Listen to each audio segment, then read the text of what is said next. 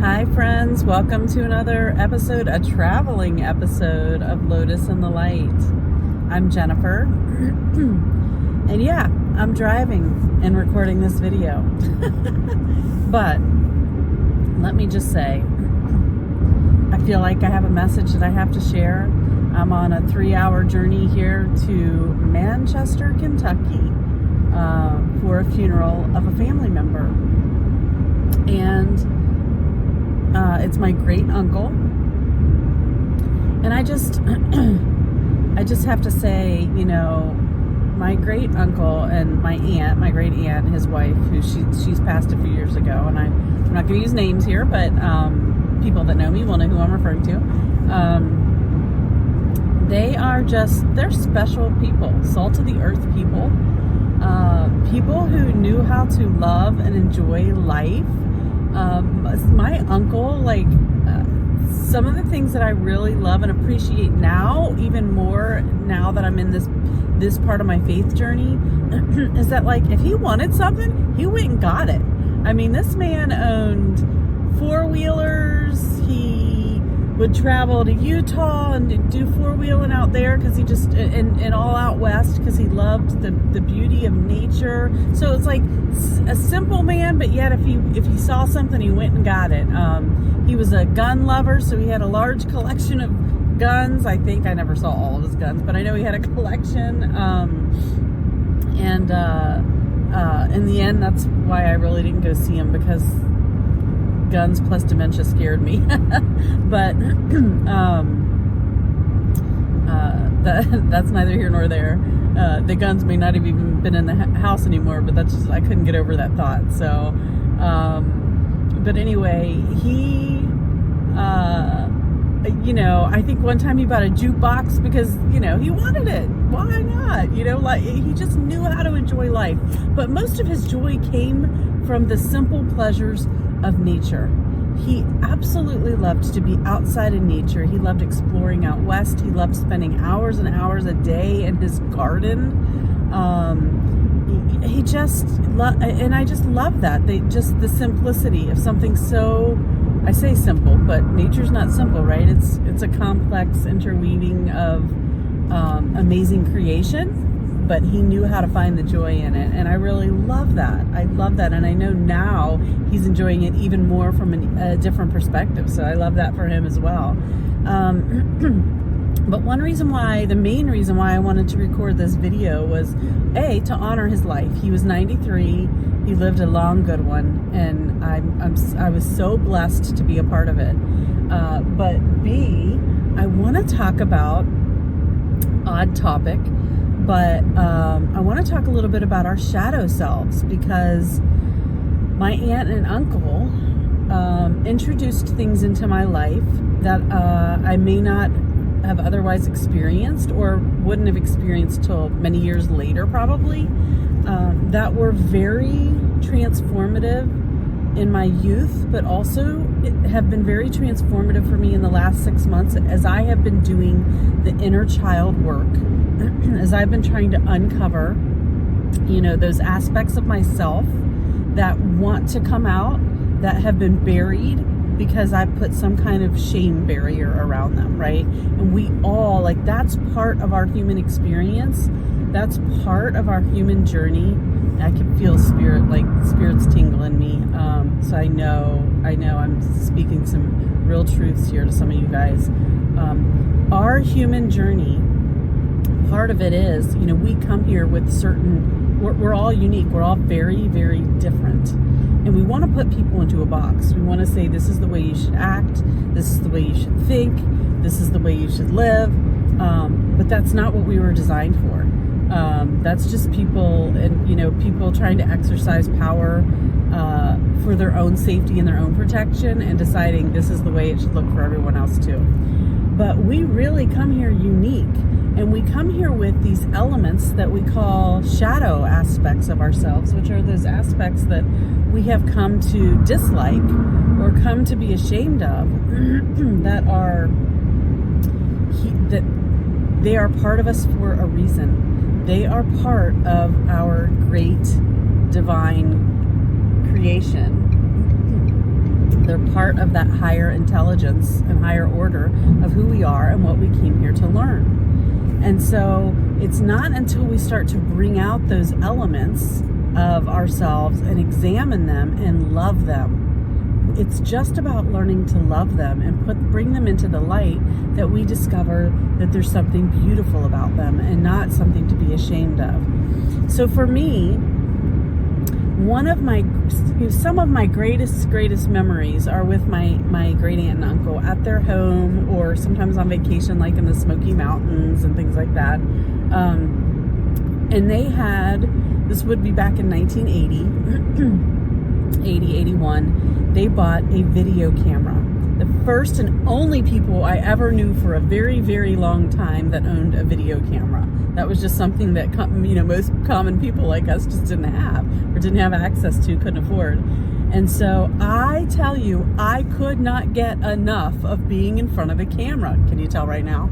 I couldn't get enough of it. I just loved it. There's this one video in particular. This one time we went over to their house and they had the video camera just sitting up in their living room, and put it on record, and it was me and my mom and my grandma and my aunt. So my great aunt that I'm referring to here was my grandma's sister, and they were best friends. So we spent quite a bit of time together when I was young, all of us. So anyway, they just put this video camera up and they just press record while we're sitting around bullshitting, right? I'm 6, or 5 or 6. So I'm not participating necessarily in their conversation. I'm mesmerized by the camera because they have it direct feeding into the TV. So everything that's recording, I'm watching on TV. You can see my face like I'm going from the camera to the TV. I just couldn't get enough. I loved every second of it. And then I sang, I was in the Brownies, but the step down from the Girl Scouts. And so I sang the Bumblebee song, I can't remember how it starts. I'm sweeping up that's not how it starts, that's the end. But I'm squishing up my baby bumblebee. Won't my mama be so proud of me? I'm squishing up my baby bumblebee. Anyway, that's the song I was singing. I was such a ham, loving every minute of it. And that is a part of me that I have come to be ashamed of. I don't remember anybody specifically telling me that I should be ashamed of that behavior, but somewhere along the way, I learned that my seeking attention and my wanting to be center stage was bad. And so I would try to temper that. And there's such thing as having social skills and knowing when it's appropriate and when it's not. I'm not going to go to this funeral and make it about me, right? But I also shouldn't be ashamed of that, because listen, I'm a Leo Sag. My Leo sun sign, and I'm a Sagittarius moon and Sagittarius rising. So Leo Sag is a lot of fire. There's a lot of self-expression that wants to come out there, and I'm not great with astrology, so I don't even know a lot about Sagittarius, but I know it's a fire sign, and so there's just a lot of stuff that needs to come out of this person. And I was taught at some point to be ashamed of that. And so, listen, I am not placing blame on anyone else. We're all trying to figure out this life, right? And that's where we have to have grace for one another. But I'm just here to tell you that whatever it is in your life that you're feeling shame about, that's part of your shadow self. That's part of those aspects of yourself that we have learned to stuff away, pretend it doesn't exist, or for the most part, that's what we do, right? Stuff it away and pretend it doesn't exist. But listen, it will grow up through the cracks because it's you. It's authentically you. It wants to be heard, seen, and known and loved. It wants to be loved. Don't kill those aspects of yourself.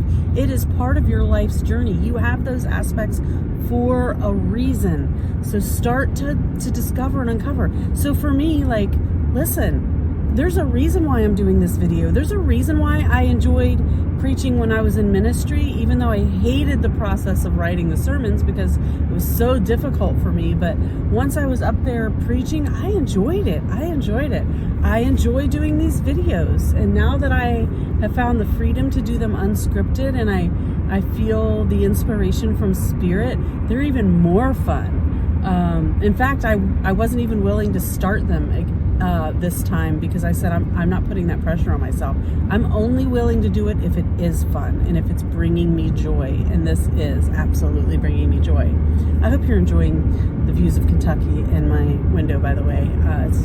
It seems like it's a little cloudy, but it's not as cloudy as it looks in my video. Sorry, ADD. Squirrel. Anyway, so think about the things that some people might feel ashamed of. They might feel ashamed of, like, maybe you're not cut out for the 8 to 5 job, right? That maybe you're more of that kind of gig worker, or, you know, something that's a little bit atypical of what society has said is a productive member of society. Maybe you're more into creative arts as a means to support yourself. And when you're doing creative things, you can't structure an 8 to 5. I would even argue even the regular kind of 8 to 5 type, you know, sitting at your desk business work shouldn't be structured that way either, because we lose a lot of creativity in the process and we make things harder on ourselves than it has to be. But that's the way that society has decided is, you know, being a productive member of society. Maybe that's not you, and maybe you felt ashamed about it. Maybe I'm just trying to think of another example. You know, I'm just going to go back to my own example. So the reality is there's people in the world who haven't found their voice yet. This is one scenario. Who haven't found their voice yet, and because they haven't found their voice, they shame others for having a voice and shame others for being comfortable with being seen, like I am. I'm comfortable being vulnerable and open with you. I'm comfortable being seen and being loud, even. But not everyone is, and that's okay. They're on their journey too. So this is not a judgment on them. This is me saying to them, it's okay that you haven't found your voice.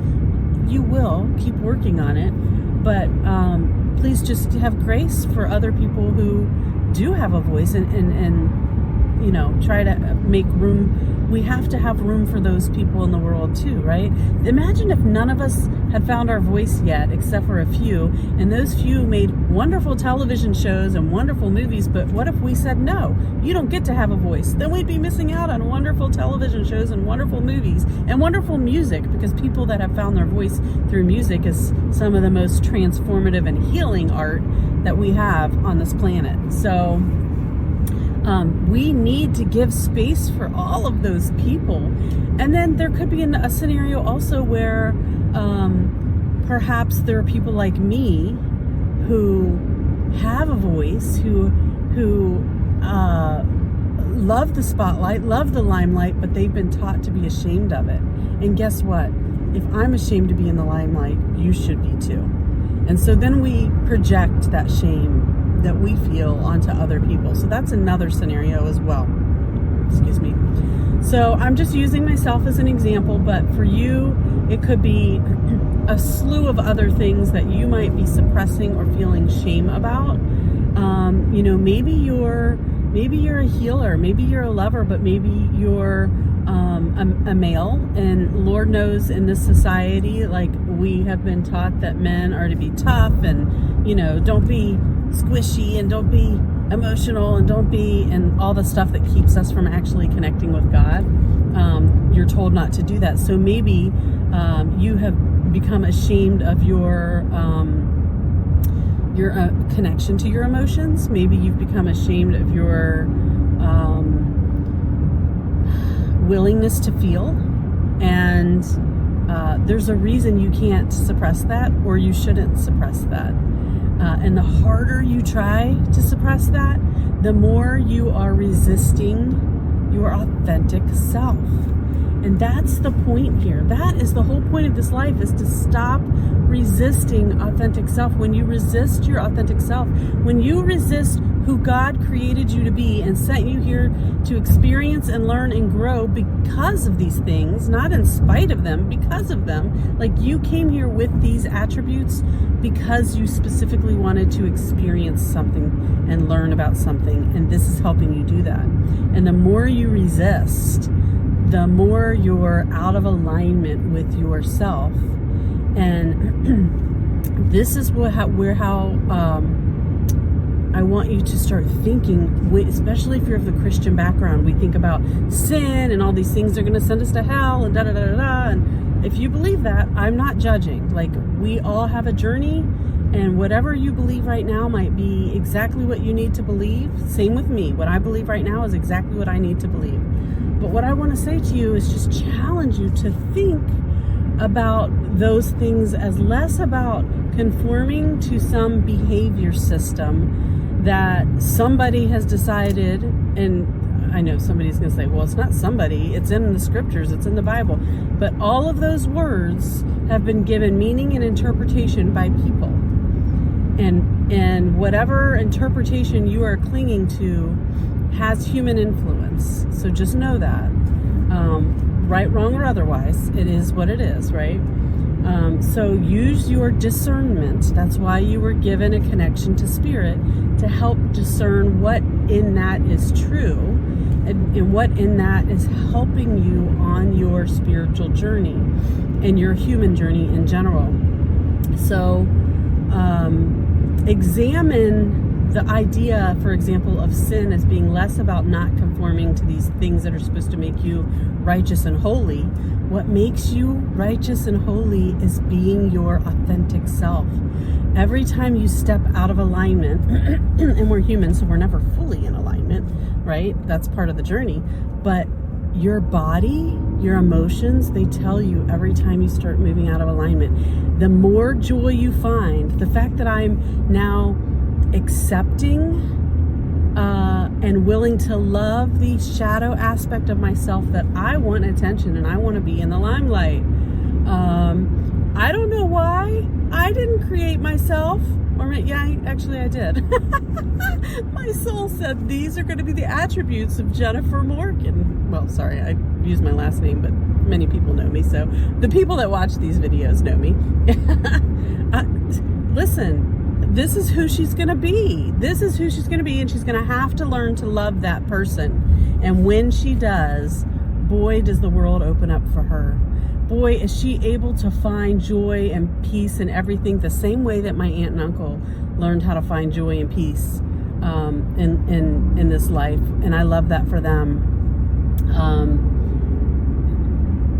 That's what it's about. That love, you learning to love ourselves so that we can also love others, and that we can stop being divided and start being the beautiful, diverse tapestry of creation that we are called to be. So listen, when I started this journey of like trying to really discover myself over the last 7 months, I journaled about like what really, really brings me joy so that I could manifest it. And there's 2 things that I put down that made no sense. Well, one of them made sense. So one of them was travel. I love to travel. I love to explore this world. I love the beauty of the oceans and the beauty of the mountains. And I love going to Europe and seeing all that really old, rich history that's older than anything in America, right?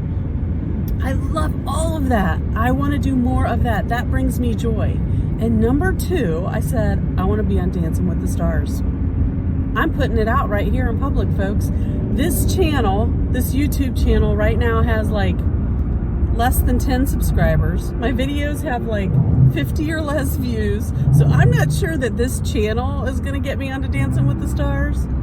And I don't really care. I don't have to. That's the one thing that people... I hope you take away well, that's not the thing, but that's one additional thing I hope you guys take away from this video. We don't have to figure it out. Spirit has a path.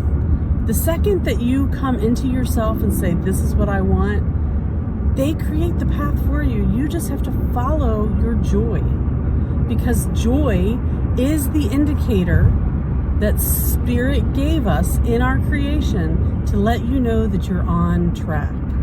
So I'm just going to keep following my joy, and baby, it is going to land me on Dancing with the Stars. I just decided that. Not just, but I have flat out decided that. It's happening. All right, I've talked enough. I wish I could flip a card, but maybe when I get home, I'll try to flip a card, like record separately and flip a card and see if I can like append it to this video. Love you guys. Peace out. Hey everyone, all my Lotus in the Light friends. So yesterday I did my on the road video while driving. And I'm gonna flip a card now to try to let Spirit put that bow on the message around learning to love our shadow selves, and all those aspects of us that we've been told not to love and been told to hide or push away. And I'm going to use I just bought this deck. I've only looked at I've only pulled one card for myself from it before, but it's called the Self-Love Oracle, and it feels exactly like what we're supposed to be pulling from today. So makes total sense. There's cards in here on all of the 7 chakra centers, and then there's some other like wild cards and aura cards in here. And so I've only ever seen one card, and it was the one that I pulled for myself the other day. So we'll see. I feel like one's already fell out. I was going to say, I feel like working on our shadow selves crosses several of the chakras. So I was going to say, I should have said it first, but that's okay. I have nothing to prove here. So root chakra is a big one because we have to feel safe in that work of transformation, in that work of like discovering who we are and loving ourselves fully. We first have to feel safe before we can kind of open the can of worms of like, is it okay that I'm this or that? Is it okay? Like we have to feel like we have a solid foundation of a space where we're safe to open and explore people that really love us and support us no matter who we are. That's what we need before we can start those really transformative cycles and discovering more about our shadow selves and shining the light on those shadow aspects, right? Okay, this says ritual honoring cycles, root chakra. Number 4, and we've talked about 4 again. 4 is about that safety, that foundation. Everything I was literally just saying is what number 4 is. Okay, so let's see. Let me just see what I'm getting from this card. It's more of what I've already talked about. So I'm just going to read the card because I said it all in the video. It's like finding that comfort and that peace in all aspects of who you are. And just being able to relax and sit in it and be in it, and honor it. It's important to honor it. So our shadow selves, we tend to like stuff down and try to pretend like they're not part of us. Honor it, honor it, honor it. Okay. Ritual honoring cycles, root chakra. I don't know. I'm going to turn this light on, see if this helps me see it better. Okay. You came to Earth to connect with her rich and creative tapestry of life and weave your colors through it. I literally used that metaphor in the video, I'm pretty sure. This card comes as guidance that you would benefit now with some grounding practices and alignment with nature's cycles so that you can embody your high potential. When you connect to Earth and its cycles and rhythms, you're connecting to the gift of change, which serves your expansion. The crystalline grid of Earth, the song lines, the elements, the moon's cycles, the solstices and seasons hold power of evolutionary change. Each solstice and equinox offers huge potential for shifts in awareness, release from the past, deep healing and energy activation. The less frequent solar and lunar eclipses offer exponential opportunity for evolution. The planets that transit Earth circulate energy through this time space to stretch and shape every individual's reactions and responses to life. Understanding these cycles in relation to your natal chart offers great insights for opening and healing the chakras. The seasons create a cycle starting with birth at spring to summer celebration, autumn letting go, and the death in winter. Opportunities to grow, shed, rebirth, to accept and enjoy the temporary nature of life are infinitely offered. Boy, this touches on a lot of things. The temporary nature of life. I mean, this was all in honor of my uncle who lived out this earth incarnation and has moved on. It touches on all those seasons, which again, I think comes back to his love of nature. He understood the cycle of life. Man, beautiful stuff here. I'm just going to leave it right there, but take that. You've been challenged to start opening up to the cycles of nature around you to help that in your growth journey. Thanks. Love you guys. Peace out.